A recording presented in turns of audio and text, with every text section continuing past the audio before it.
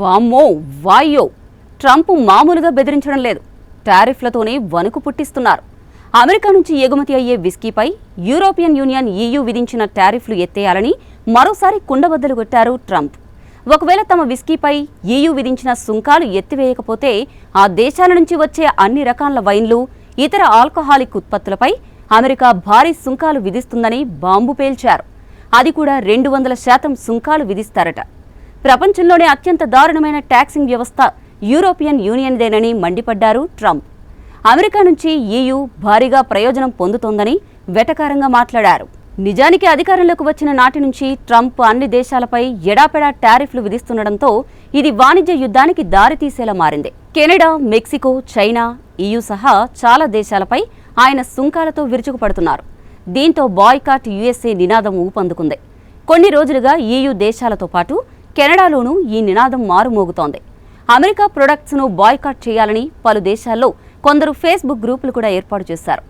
డెన్మార్కు చెందిన ఓ Facebook group 73,000 మందితో మొదటి స్థానంలో ఉండగా ఆ తర్వాతి స్థానంలో లక్సెంబర్గ్ ఉంది.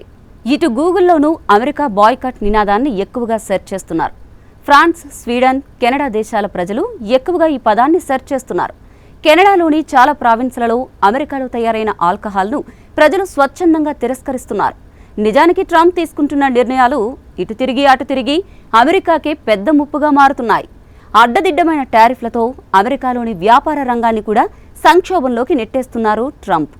ఆయన విధించిన భారీ సుంకాల కారణంగా అమెరికా విస్కీ మార్కెట్ అంతర్జాతీయంగా కుదేలవుతోంది. యూరోపియన్ యూనియన్, కెనడా, చైనా లాంటి ప్రధాన మార్కెట్లు ప్రతిస్పందనగా అమెరికా ఉత్పత్తులపై అధిక సుంకాలు విధిస్తున్నాయి. దీని కారణంగా అమెరికా మద్యం కంపెనీల ఆదాయం తగ్గిపోతోంది.